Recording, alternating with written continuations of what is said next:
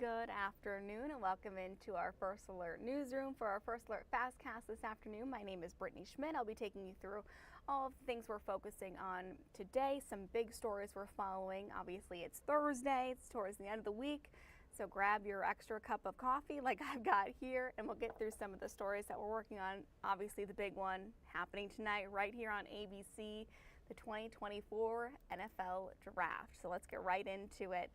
So I hope you tuned into our draft special last night to talk about pick hopefuls and the impact for the team. Our Emerson Lehman has been in Detroit for a few days now, bringing us an inside look into the planning of the draft and hope city leaders from back home here get some ideas for the draft next year here in Titletown. We have a ton of coverage for you tonight and a breakdown of the picks. The Packers were the youngest team in the NFL last year. The Packers, they exceeded many of our expectations with the Jordan Love era. Now, the Packers will enter the draft with 5 picks in the top 100. If Goody makes all those picks, it will mark the first time since 2006 the Packers have 5 top 100 picks. They have 11 picks overall throughout the draft. Again, the draft airs tonight on ABC, so keep it here after our newscasts tonight and stick with us for the 10 p.m. newscast. They are going on a little bit late to give some room to the draft, but they'll be on right after, so you'll have the latest information right away for you. And we do know, it's coming back home next year, so hotels here in our area are already starting to book some people. So we're expecting about 250,000 people when the draft comes to Titletown next year. Some rooms are already available. More are likely to pop up over the next few days and next month and months after that. Discover Green Bay's Vice President of Visitor Experience says his team is over the moon to show the world what Green Bay has to offer. We know what it has to offer. We got to show everybody else what it has to offer. The Visitor Center is working closely with hotels, restaurants, and other activities people might check out to help make the best first impression possible. Again, many are in Detroit. Emerson is talking to a lot of them about insight to bring back to the frozen tundra as planning is already underway. I want to bring this other story, so we're kind of switching tides here. We're going to head over to Manitowoc to bring up another story that we're focusing on today. And I want to show this man's picture here for you. So the Manitowoc County Sheriff's Office says they're looking for other possible victims after arresting this man. He is accused of child sex crimes. He's part of an ongoing investigation in Manitowoc right now. His name is Toby Graves. He is 46 years old. He was arrested earlier last week in Mishicot. He's charged with a number of child sex crimes, including allegedly arranging to meet a child with the intent of sexual contact. His bail is set at $25,000. Officials are asking for help in identifying any additional victims or witnesses who may have more information in this case. Officials also want to remind parents to talk with their kids about internet safety. Another one that we're working on today that we got an update for, a first alert from the Wisconsin Department of Justice. Let me get this up here for you. They're marking 3 years since it released its Clergy and Faith Leader Abuse Initiative. 3 years since that began. Since then, 274 reports have been completed. It also led to criminal charges being filed against 2 alleged abusers. The DOJ wants to encourage survivors of clergy abuse to come forward.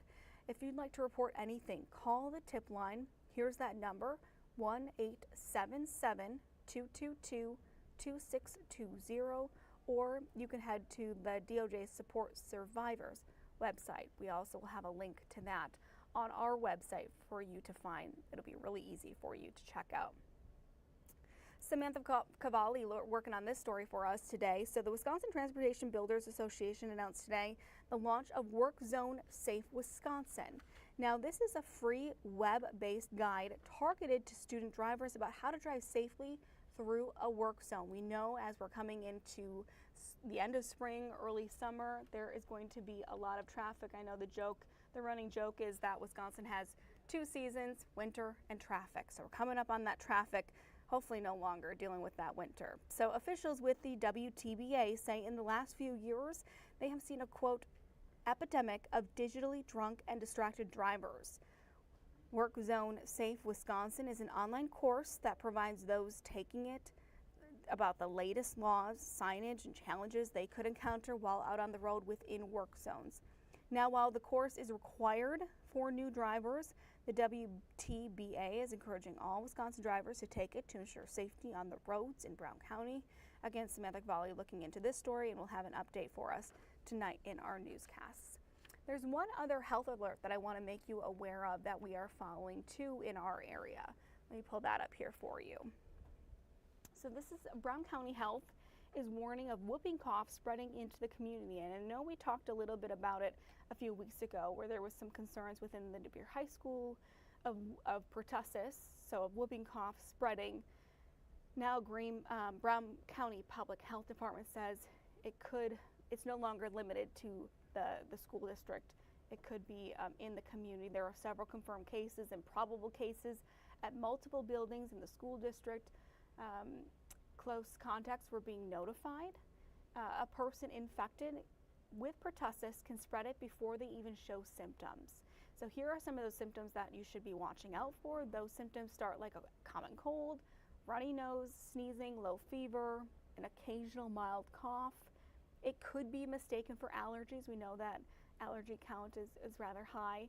It eventually develops into a violent coughing fit and difficulty breathing, resulting in deep breaths that give pertussis the name whooping cough. It is very contagious, spreading in droplets of saliva when you talk, sneeze, or cough. It can spread to people of all ages, but it's specifically important to be aware of how serious it can be for babies or children under the age of 1.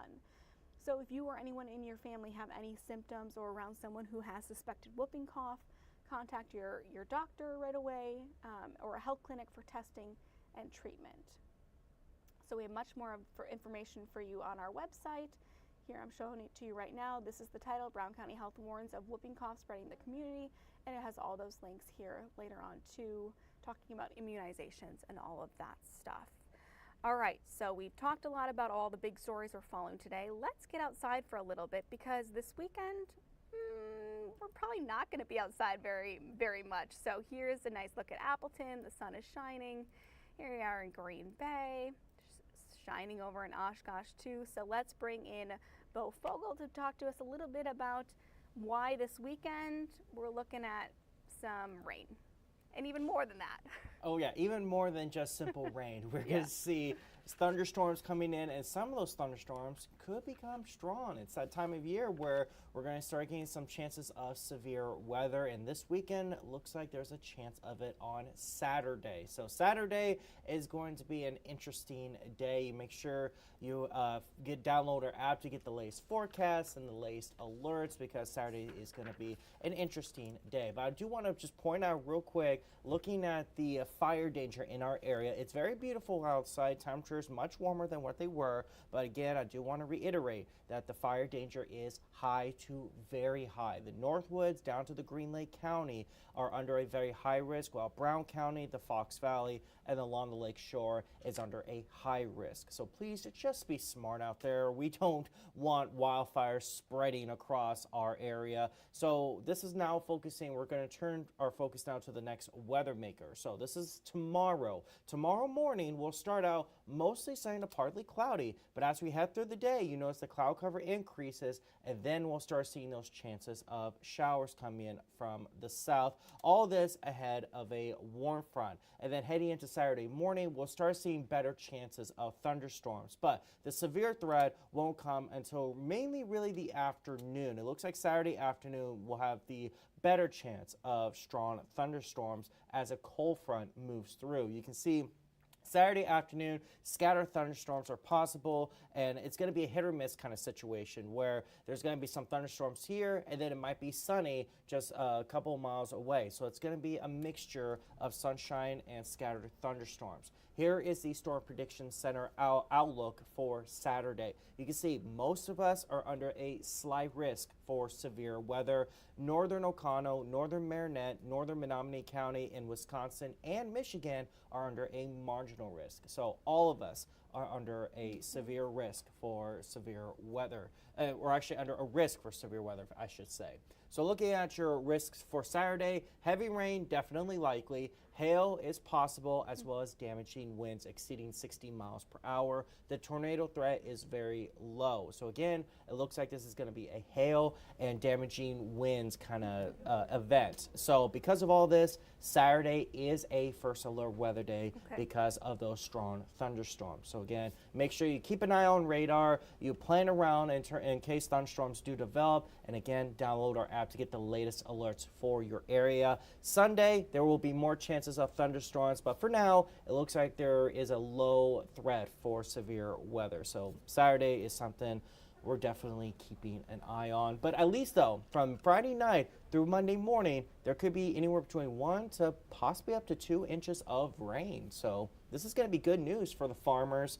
But if it hails, well, that's not very good news. Right. Well, and it helps with that fire danger, too, that we've kind of been in that high, moderate to very high stage for a while now. And this rain helps diminish that just a little bit, for at least for a while. At least for a while, for sure. And also, you know, I just checked the drought monitor too. Most of us are out of a drought, but I mean, of course, some areas down to like the Green Lake County are still under a slight drought. But really, by now, because of the mild winter we've had, any rain that we get, I think most farmers are going to be okay with that.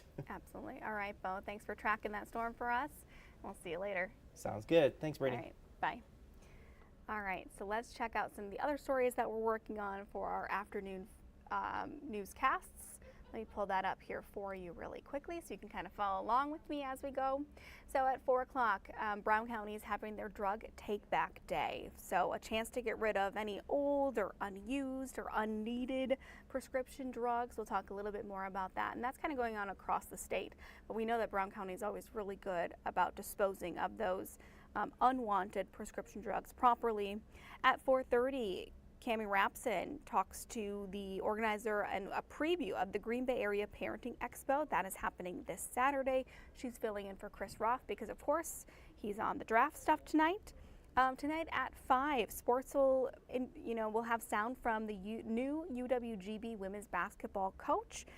We announced her starting, I think, a few days ago, but now you hear from her and the excitement in her voice. She's a former player, so she takes the reins. So we'll have that tonight at 5. And then at 6, of course, it is Small Towns Thursday. So Jeff is taking us to Rosendale, and I want to give you a little bit about what he's doing in Rosendale. So he talks to a man who's honored for a lifelong dedication to the Boy Scouts. So Jeff will have that story tonight at 6. And then I want to bring one last thing to your attention before I let you go and finish your afternoon cup of coffee. Let me pull this up here for you really quickly. We have a drive going on right now. It's called the Royal Rump Rumble. That is a mouthful, and I can't say it fast, so don't even ask me to, but it's a diaper drive where we're collecting diapers for families in need. You can drop off those diapers right here at WBAY. We're right downtown across from the courthouse at 115 South Jefferson Street, or at any Fox Communities Credit Union. We are collecting until April 30th, and that is coming up really quickly. That is next Tuesday. So if you can, add that to your list this weekend when you go shopping, because the weather is not going to be great. So you're probably going to be spending some time indoors. So that does it for our afternoon First Alert FastCast. Thanks so much for joining us today. We'll get you all the information you need on our afternoon FastCast, and then stick with us. We have the draft coming up tonight, and we'll have everything you need to know about the first picks tonight on Action 2 News at 10. And again, that starts just a little late, so stay with us. We'll be on right after the draft. Thanks so much for joining us, and we'll see you back here tonight at 4. Have a good one.